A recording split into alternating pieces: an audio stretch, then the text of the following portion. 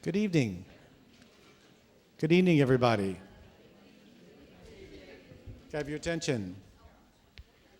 I'm trying to get started as much as time as possible because our program's a little longer than usual because, of course, we have this wonderful documentary followed by a panel. So please stick with us, and some people will be walking in, but this is a great turnout. My name is Billy Weitzer. I'm the executive director of the Leo Baeck Institute, and I welcome you to the Center for Jewish History. This is the second program in our series, German Jewish History in the Now. And we're very pleased that this particular event is co-sponsored by the American Council on Germany. And one of our panelists, the moderator, Steve Sokol, is the president of the American Council on Germany. So you will hear from him. The series was inspired by a generous gift from board member Abe Lowenthal, and we received additional support from board members Robert Rifkin and Lee Sander. Lee is here tonight. I also want to welcome our board president, Ronald Sobel, is here tonight, and our president, should I call you President Emeritus, Joel Levy of the Center for Jewish History. The goal of this Festival Ideas is to demonstrate how we can learn from the past. German Jewish history is rich with lessons about migration, assimilation, accomplishment, prejudice, and resilience. We at LBI and the scholars who work here believe that by examining both the similarities and the differences between then and now, we can apply the lessons to contemporary issues. And I think you'll see a lot of that in the film. The back of your program lists the events that we're having. Tonight, you'll learn about life for more than 200,000 Jews who live in Germany today. We're also going to have a conversation in the coming days about what if the Weimar Republic had survived. You can learn about how the Frankfurt School knew that Trump was coming. And on our last night, we're going to compare German Jewish life today, which we'll talk about, and German Jewish life in America today, and the golden age of German Jewry a century ago. So lots to learn about the past. Tonight's film is a discussion, explores Germany's transformation from silence about the Holocaust to facing it head on, with discussions among Jews and non-Jews and Israelis about their life in Germany today. It raises many questions. So immediately following the screening, we have a panel that will discuss these questions, and then we'll take some questions from the audience, followed by a wine and cheese reception. I'm going to introduce the panelists now, so you'll have to remember who they are, but that way the panel can start right after the film. Steve Sokol, who I mentioned, is the president of the American Council on Germany. He has more than 20 years of experience working with nonprofit organizations in Germany and the United States. He has a doctorate in law and policy from Northeastern, as well as an MA in international relations from Johns Hopkins and a BA from Wesleyan University. Sonja Keren Pilz has been a full-time adjunct faculty member for liturgy, worship, and ritual at the Hebrew Union College. She earned a doctorate from the Department of Rabbinic Literature at Potsdam University in Germany and rabbinic ordination from Abraham Geiger Kolleg in Germany. And Steve Zehden is an attorney at Noerr LLP in New York. He was born and raised in Berlin and has been in the US for over 5 years. I greatly appreciate Steve's advice and support for LBI over the 5 years that I've been here at LBI. So we'll move to the documentary. I'm sure you'll enjoy it, and then I also imagine you'll enjoy the questions and answers that'll follow. Thanks. So good evening, everybody. I hope that you don't all leave. I think anybody who came this evening expecting simple answers to complex questions did not get them. But I certainly hope that we'll be able to unpack some of the topics and themes that were touched on in the movie. I'm Steve Sokol, the president of the American Council on Germany, and I'm very grateful to Billy Weitzer and the Leo Baeck Institute for partnering to hold this screening and host this discussion. And I'm delighted to have Sonja Pilz with me and Steve Zehden, two people who I think will be able to provide some additional insights and with whom we'll be able to have a conversation. But first I want to ask a couple of questions. How many of you saw this film for the very first time? Pretty much everybody. Almost everybody. One or two responses, sort of quick reactions. Thought-provoking. Different sides, objective. Refreshing.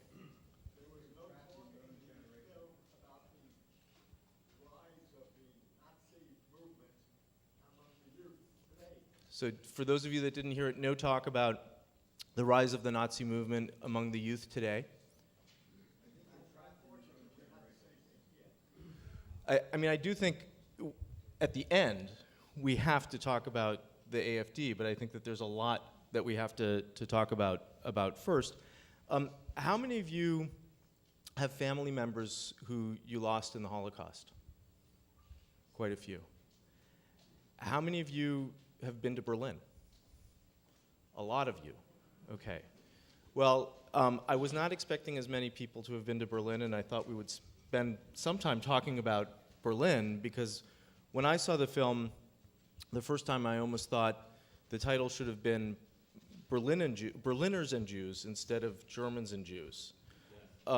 Because I do think that there's a specific culture in Berlin that's maybe a little bit different from the one that exists in Germany. But I wanted to begin with Sonja and Steve. One of the things that struck me as a sentiment that was raised a couple of times during the film, and it began very early on when one woman said, "When I meet Germans, in the back of my mind, I'm always thinking, how do you really feel about Jews?" And I wanted to ask the two of you, and either of you can start with that, if that's a sentiment that resonates with you as well. I'm happy to start. So for those of you who don't know me, obviously the majority, I'm Steve Zehden, born and raised in Berlin, and moved here about 5 years ago, so I do have a lot to tell about could tell a lot about my past in Germany growing up there. And to answer this question now, I think that I've encountered a lot of different perspectives when it comes to how do you see Jews, what do you feel about Jews, how do you think, how can you talk to a Jew without addressing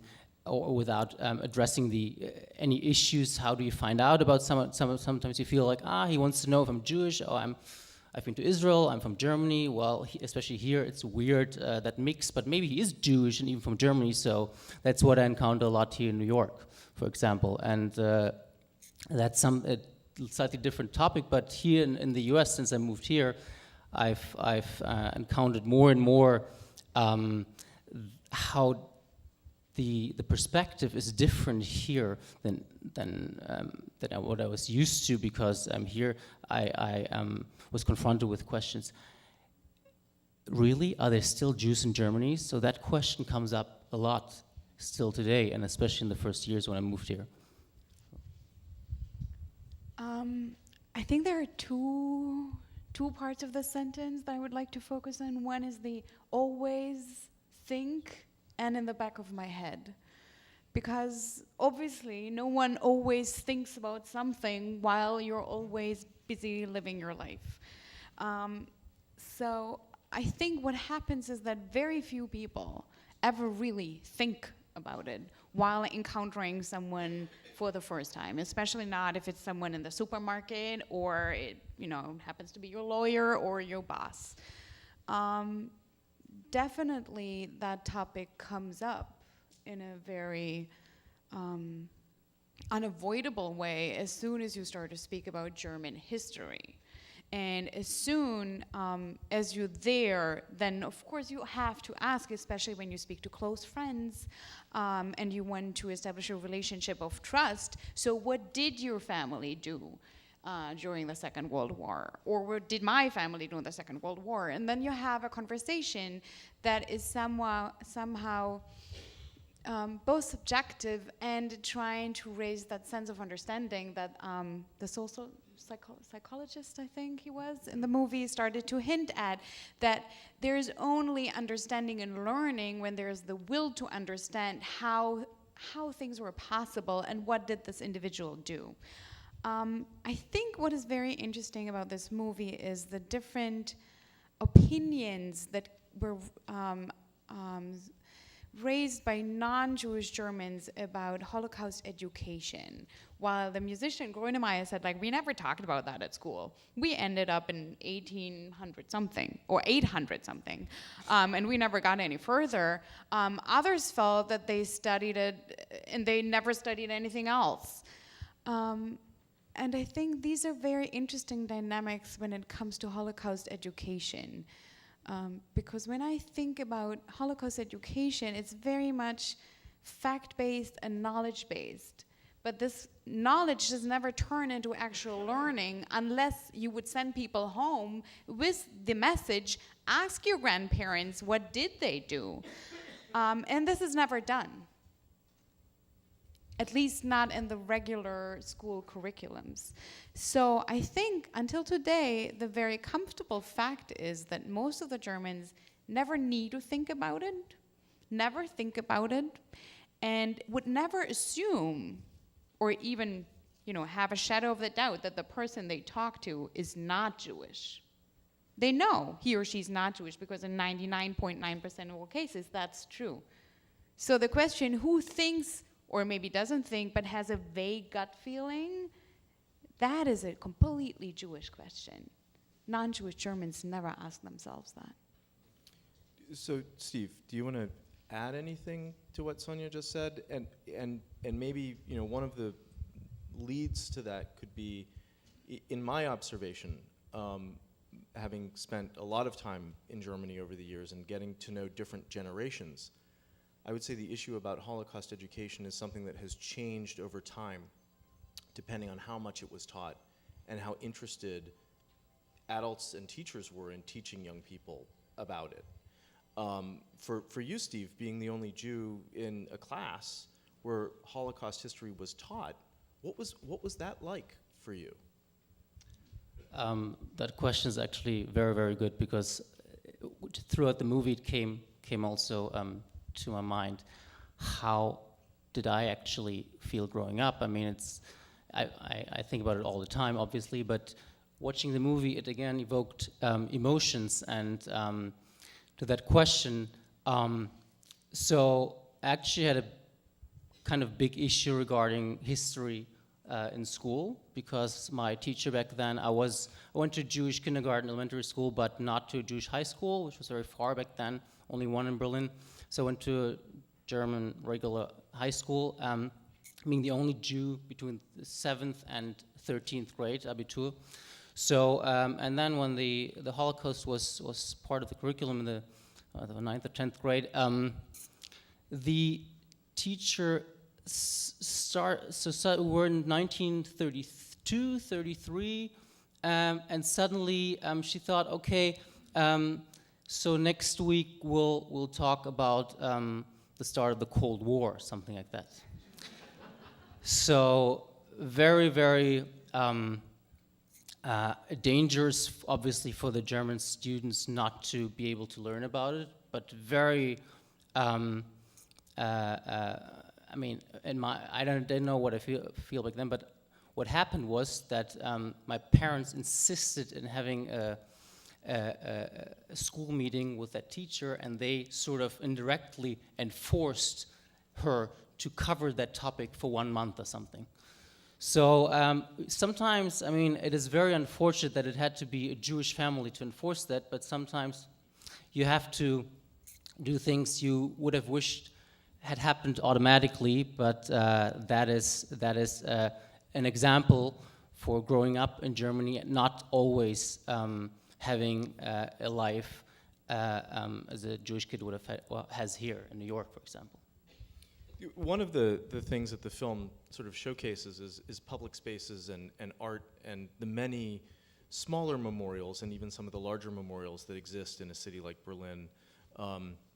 And I'm was reminded, I don't know how many of you remember in the early part of the film, there was a exhibit that was shown called Places of Remembrance in the Bayerischer Viertel in Berlin, the Bavarian Quarter.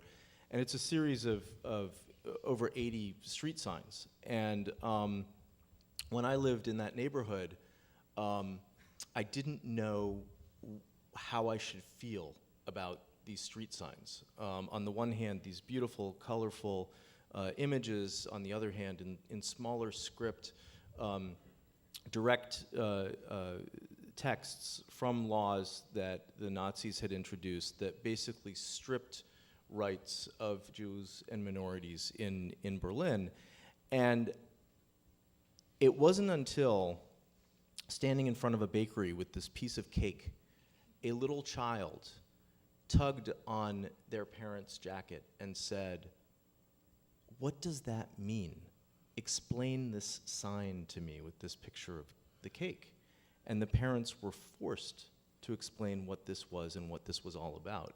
And at that moment, it sort of clicked for me that this is a way of using art as a way of educating people in Germany about the past. What are some of your thoughts about sort of the use of public space, the use of art in this way?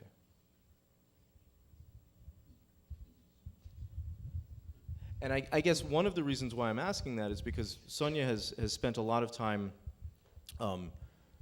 before she came to New York in 2016 working on the image of Jewry in Germany. And I found it interesting in the film which spaces and places are shown and sort of what's left out.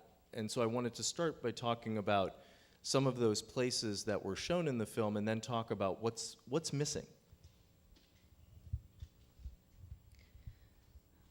Well, I think to one thing you hinted yourself right at the introduction to this panel discussion when you said maybe the title of this movie should have been Berliners and Jews. I think that's a very, very accurate statement. Definitely, the title of this movie should have been Berliners and Jews and Israelis and all the other things. I feel very conflicted about the visibility of the Holocaust in Berlin.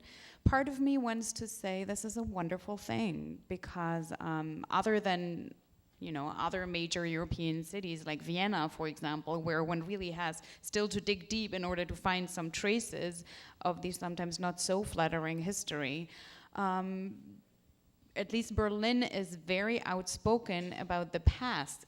In fact, it's almost impossible to escape it even for half an hour. You just run into the next Stolperstein, or there's the next memorial, the next poster, the next picture, the next piece of art, which is, I think, as a visitor to Berlin, especially for a Jewish visitor, is an incredibly moving experience, and also reassuring for people who do spend their entire lives, be it in activism or research, focused on that chapter of German Jewish history.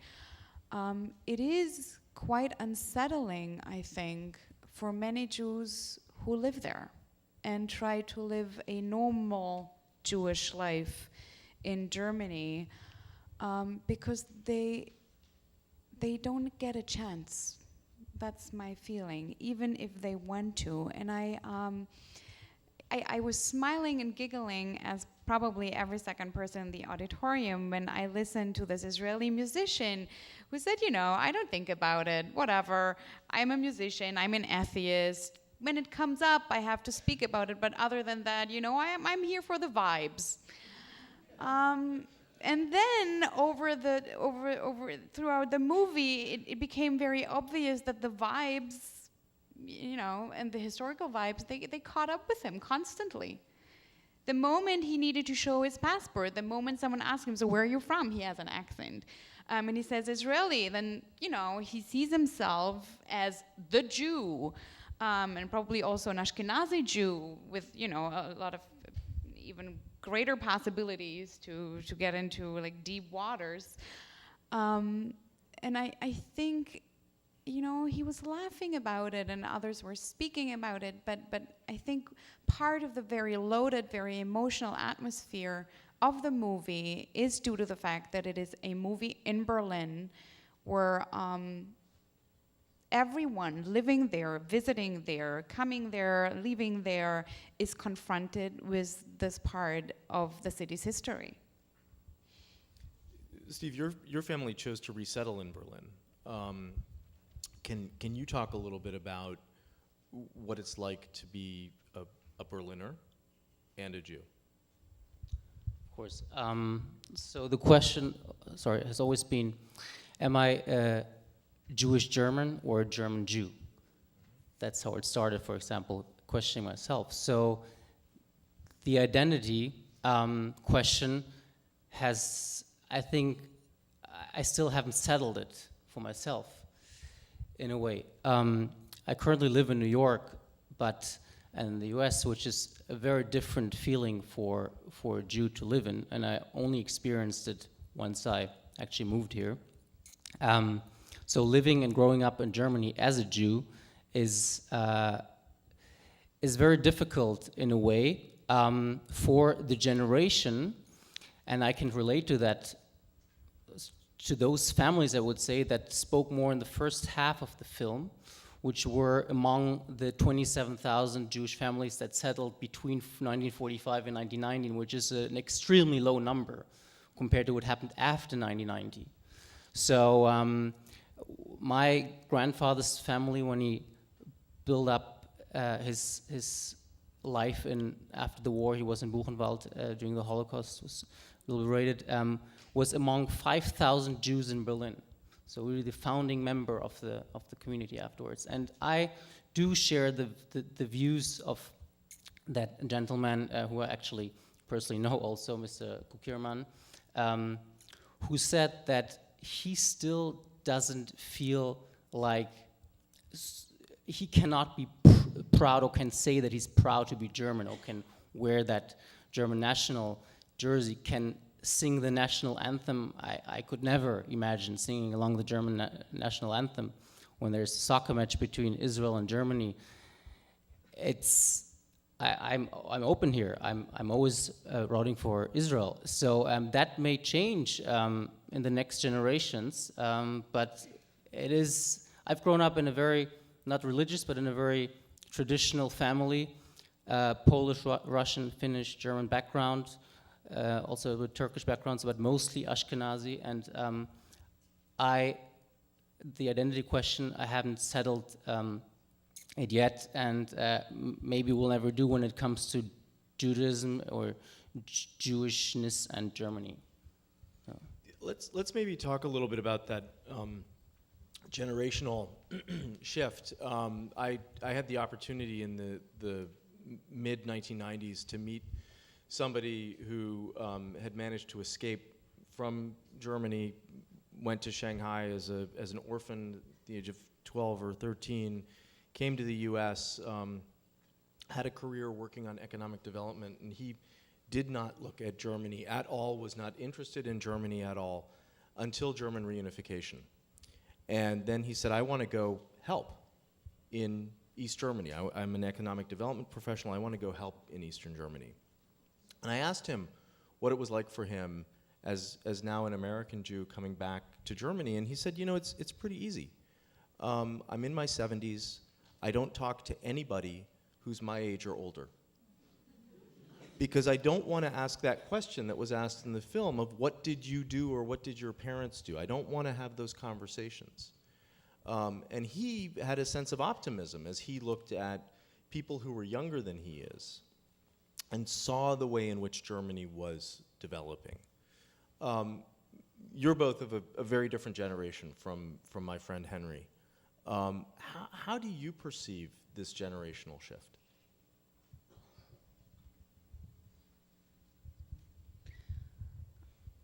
I don't share the optimism. I think I have to start there. I worked for a number of years as a rabbi in Reform congregations, exclusively Reform congregations in Germany and Switzerland. And as I was, I think until last year, the youngest rabbi in Germany, I always had the pleasure to work a lot with teenagers and younger kids. And I was always very, very aware that whenever I gave them the possibility to speak about their experiences at school, who their closest friends were, how safe they felt to speak with non-Jewish friends or acquaintances about their family backgrounds, I would always end up having to listen the same stories. And most of them were stories about silence or awkwardness, anxieties, all the things that were described in the movies. But way too many of these teenagers and kids have stories about being beaten up at school, in front of the school, some other times during their early childhood, teenage years. And their closest friends are other Jewish kids and teenagers. And I think this is an experience that probably you can speak endlessly about, but these people grew up as Jews in Germany, and that's their identity. And also, I always think, since I moved here also 2 years ago, one of the major differences between Jewish kids and teenagers now living in Germany is that for them, a statement like most of them have never been to Israel is just not true. They all go to Israel, at least I'd say like once every couple of years. Some of them go every year or even a couple of times during the year. They have a very strong sense of, Israeli-hood, Jewish-hood. It also has something to do with being cool in a way or being special in a way. But they don't have, I'd say, they definitely have more than one loyalty. And they're not just Jewish Germans. Steve, do you want to share your thoughts? I agree very much with what you've said, and maybe want to add that I think that there is a total generational shift that is going on right now. So my generation was the last generation where Jews didn't have to serve in the German army or to do alternative civil service after high school, which was back then when I was in school, mandatory. Now this generation, okay, it was decided that they will not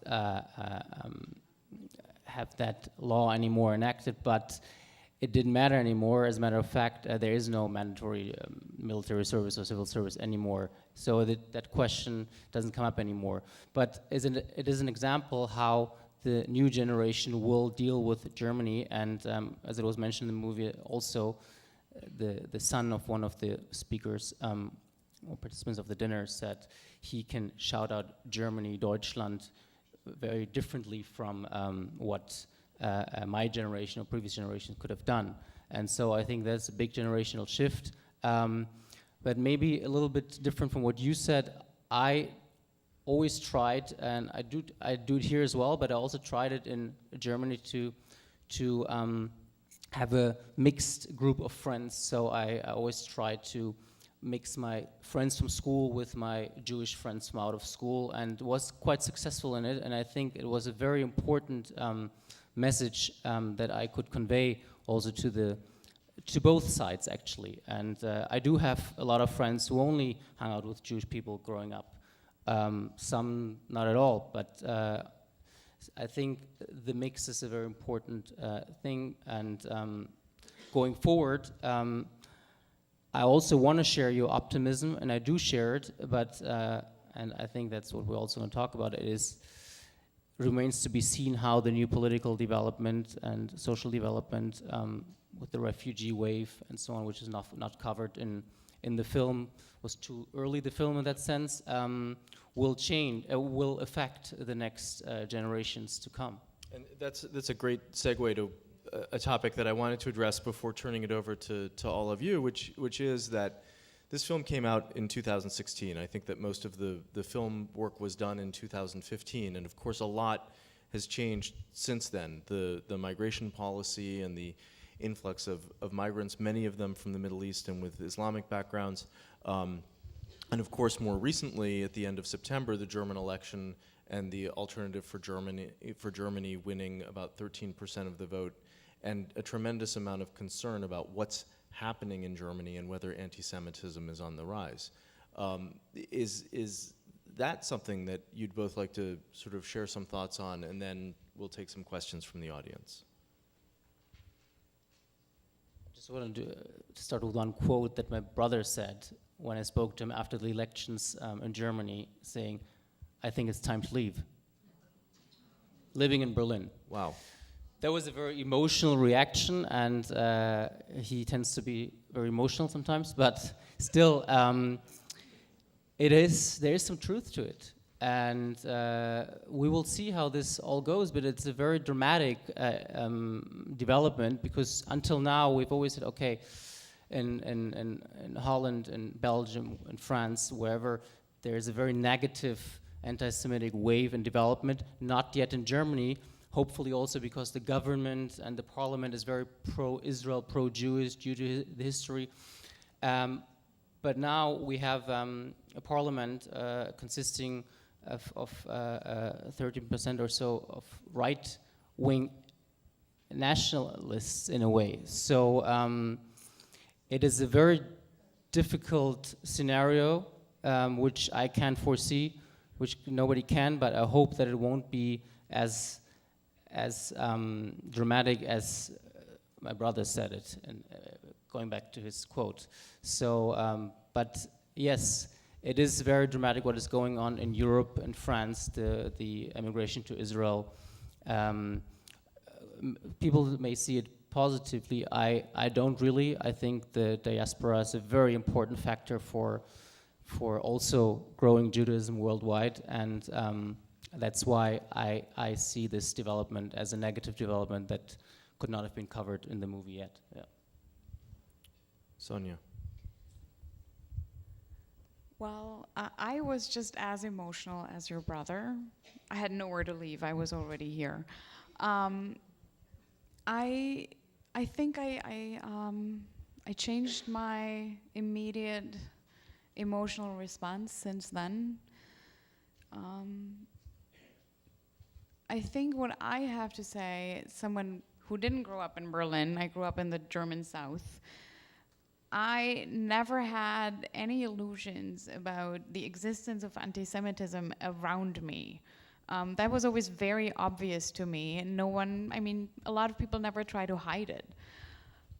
So it seemed to me that a lot of undercover or even, fairly mainstream anti-Semitic sentiments, even if it only was a sentiment and it was never made explicit, did have a lot of place in a mainstream political party until Angela Merkel became the head of this party, and until the refugee crisis.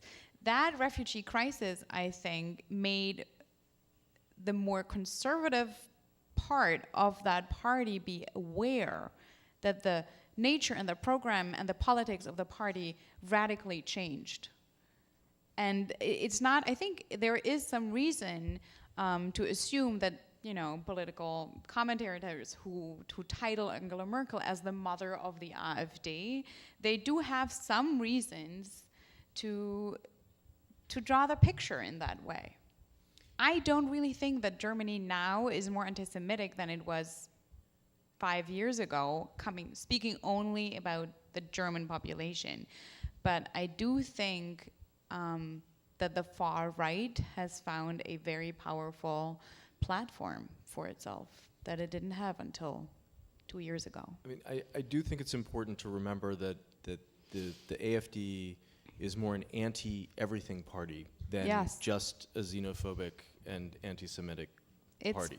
I think most of all, it's an anti-Muslim party. It's anti-Muslim, anti-immigration, anti-Europe, anti-EU, anti-US. It's an anti-party that it remains to be seen whether in 4 years it will still be there, given the way in which the political leadership in the party is dropping off.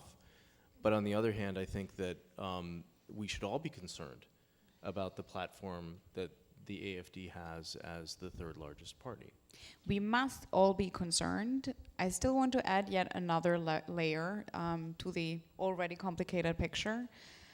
I, until last year, worked in one huge German-speaking Jewish community in Hanover with, I think, 80% members from the former Soviet Union.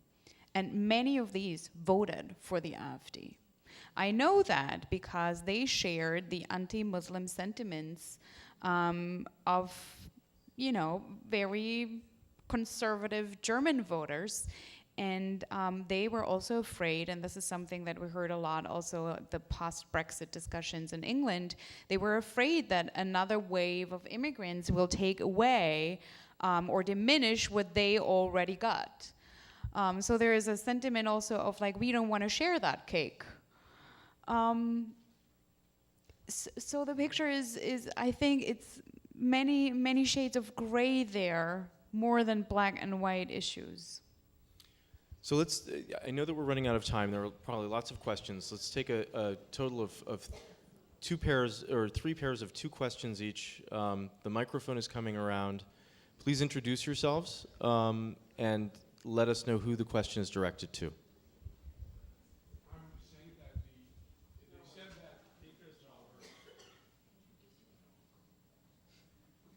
I would say that they mentioned that most Germans have never met a Jew.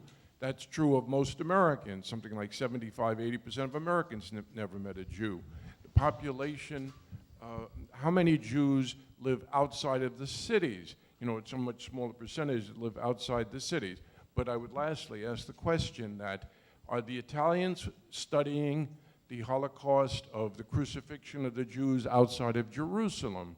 Are the Babylonians or whatever studying the destruction of Israel and the people who were murdered then? Does anybody ever, does time finally eliminate and they do forget? Do either of you want to comment on that? Or yeah, we'll take another question. Yeah, I was just wondering, with respect to the religion itself, what has been the effect of the Holocaust on the religion of Judaism in Germany? Because I was in the Doheny synagogue in Hungary, and I told the rabbi there that only 25% of American Jews believe that there's a God, and he said, you're doing well, because only 5% of Hungarian Jews believe that there's a God. So what has been the effect, the percentage of religious people, Orthodox people, or just secular at this point?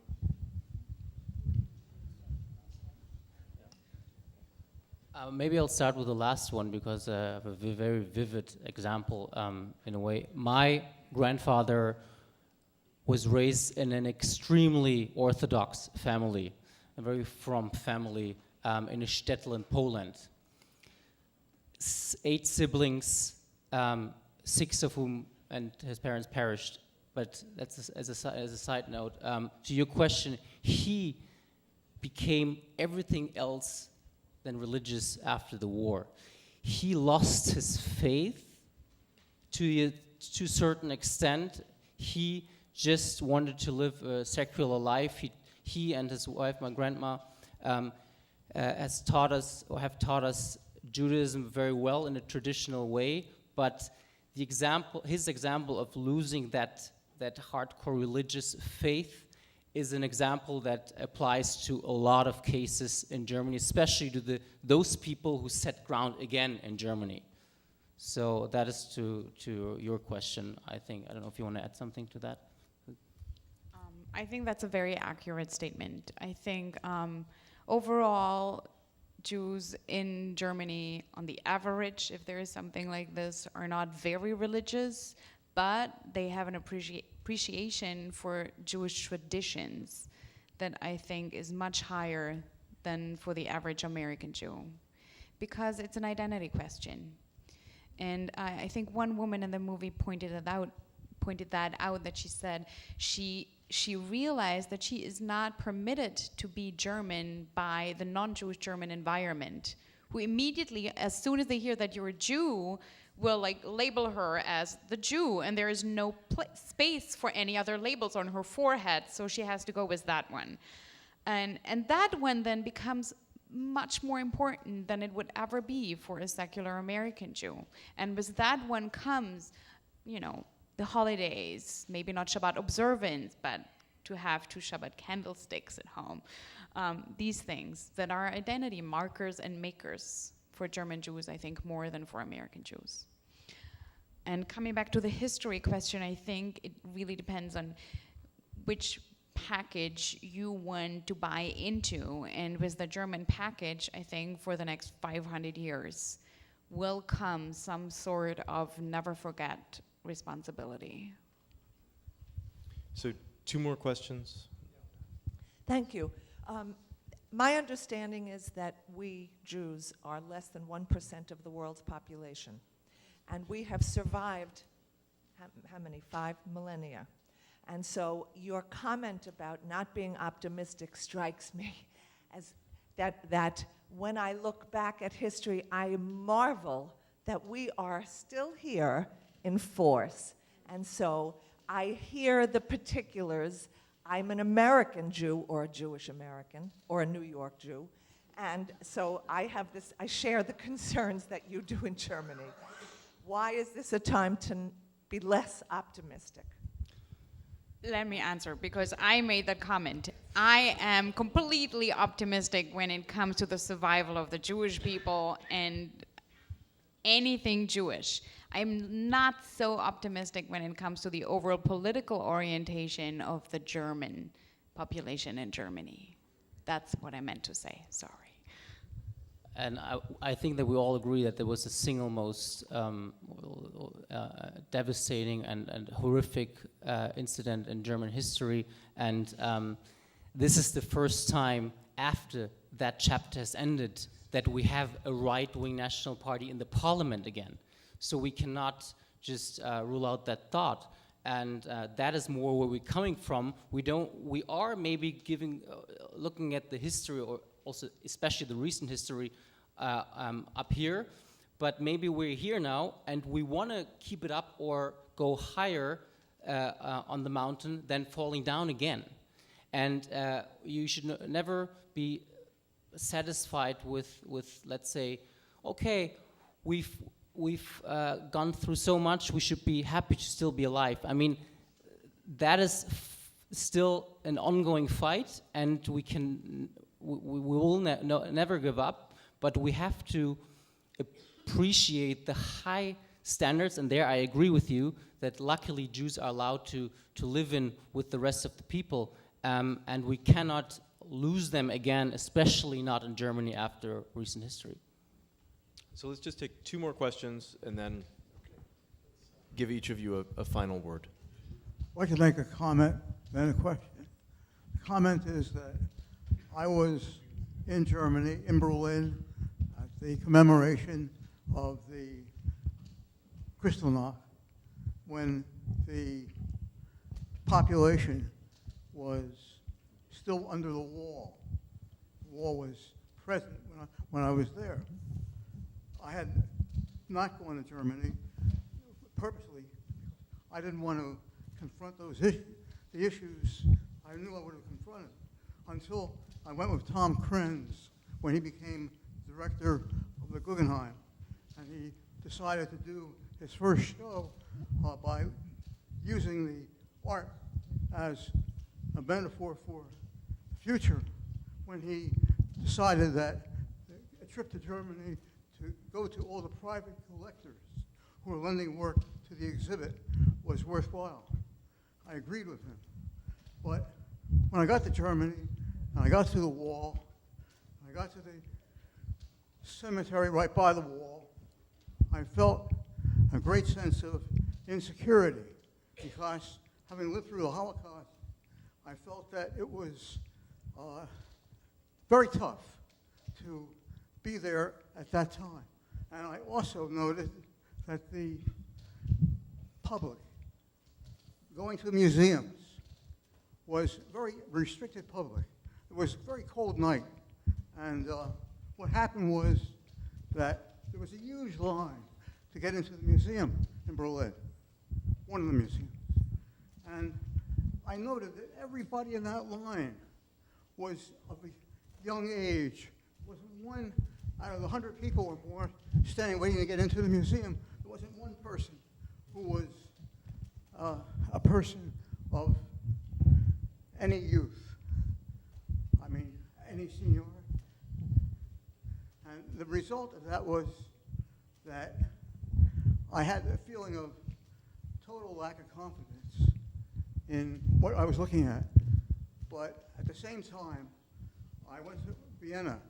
And here's my question. My question is, was I hearing accurately in Vienna when twice we heard people in the street greeting each other, one in the restaurant, one out in the street, who were talking about Heil Hitler. Actually, we're saying Heil Hitler to each other. We didn't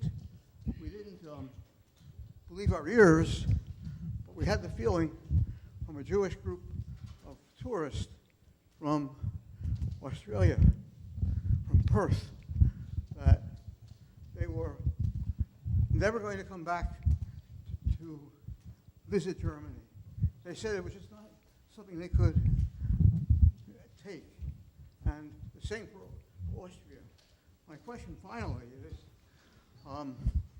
what did you find that would lead you to believe that your analysis tonight creates a situation where you could make similar comments about Austria.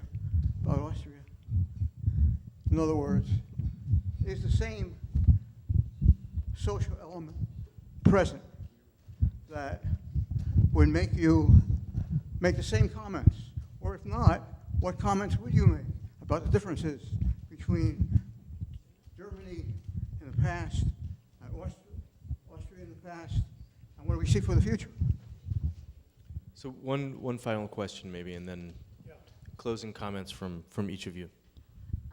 I am a child of Holocaust survivors, and I have always been skeptical of the German expiation of guilt and their attempts to sort of make nice. And as one of the participants in the film said, the Germans essentially had to do it to recognize what they had done in order to be accepted by Europe again and by the rest of the civilized world.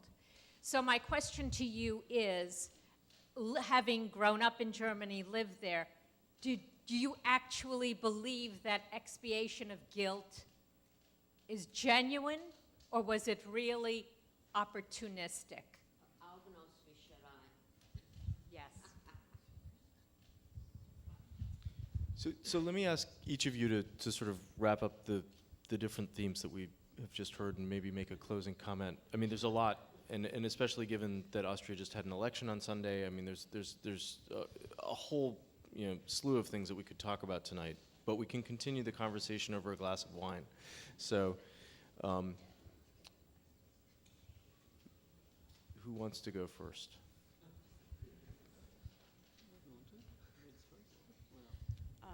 Okay.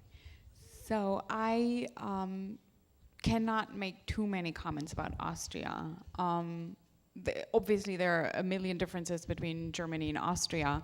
What I wanted to point out is, the difference in how to deal with a past that is the same number of years ago. And even though it doesn't have exactly the same history, there are some very disturbing overlaps. And Austria is one of many European countries that undergoes a changing political discourse right now. And more, I cannot say, not from here and not I'm neither a historian nor an Austrian, so that is makes it difficult. To the question about the guilt question when it comes to Germany, I think necessarily one cannot speak of guilt anymore when one encounters and gets to know people that were not even born during the time that a crime was committed. So, especially, I saw this movie now for the second time, and I have to tell you that the image of the German activist who cannot be older than 40, maybe, who is in tears and kneeling on Berlin, sideways, polishing the Stolpersteine, is disturbing to me. It's disturbing to me. I think this is not what I even would wish the average German to be. I don't want them to be that way. I actually found myself asking, what's wrong with that person? What I would like to see in the average German is a willingness to research the own personal family history, a willingness to speak about it, a willingness to accept that there is no black and white in history, and your own family definitely wasn't on the white side. Especially when, what Dr. Stern said about this amazing ability for self-pity that he found in Germans about German victimhood. I think this is just an atrocity of a discourse, and it has to stop. And I think it doesn't stop by teaching more about the Holocaust, but by addressing personal family histories and responsibilities. Other than that, I don't want anybody to feel guilty. I want people who are willing to speak openly about their own histories and are willing to teach their own children about the family history. And these family histories, I think, are becoming increasingly complex. We heard the number of Germans with migration backgrounds. There might be a day when the average German doesn't have 4 average German grandparents, and then these stories need to be told too. And the more knowledge becomes personal, I think the more a person is also capable of understanding the personal narrative of someone who grew up in a very different way. And I think what is so disturbing and sometimes amusing for Israelis, especially in Berlin, is how incredibly incapable Germans are to do exactly that. Because the moment they encounter someone who actually is Jewish and not just a number in a history book, they can't speak anymore. Because in order to speak to that person, they would need to speak about themselves and their personal histories. And they are very poorly prepared for that task. I'll start with your question here because it fits into what you said last. I would differentiate between guilt and responsibility. I agree that our generation, my generation, the next generation, and the generations to follow shall not feel guilty because you can't be convicted by association either if you haven't committed any crime. So I wouldn't say guilt is the right word. Responsibility, though, is a very important word here. And that leads to being educated in school, never leave out chapters in history class. And I was very shocked, again, by these numbers. I think the numbers that we are even higher nowadays, but the number that we saw in the movie was 55% of people that think that we should do what you say in German, Schlussstrich. That's the quote. You should stop talking about that topic and addressing it that often. And 27%, there was a number, I think it's higher nowadays, harbor anti-Semitic views. If 27 already harbor them, I guess it must be more when you think about proportionality that 13% have voted AfD. Okay, but that is maybe far off now. And so I think, yes, responsibility, yes. Also for the generations to come, guilt, no. And to your question, I think the difference between Germany and Austria is Germany is the real country of the perpetrators. Hitler from Austria and so on, yes, but the actual perpetrator was Germany. So that is the difference also in the laws. You will be prosecuted for saying the Heil Hitler rules, or you will be prosecuted for painting a swastika on the street or wherever in public. So these laws are very different from other countries. I don't know that specific situation in Austria whether it would be punished or not, but I think that is why you don't see it as prominently in Germany, maybe, but behind closed doors and at the headquarters of right-wing nationalists, you do hear about these stories, and they are prominent. So I think it's more a question about what you see in public and what you see behind closed doors, given the laws that you have in Germany. Well, Sonja and Steve, I want to, on behalf of everybody who's here, thank you both for being so open and sharing your stories.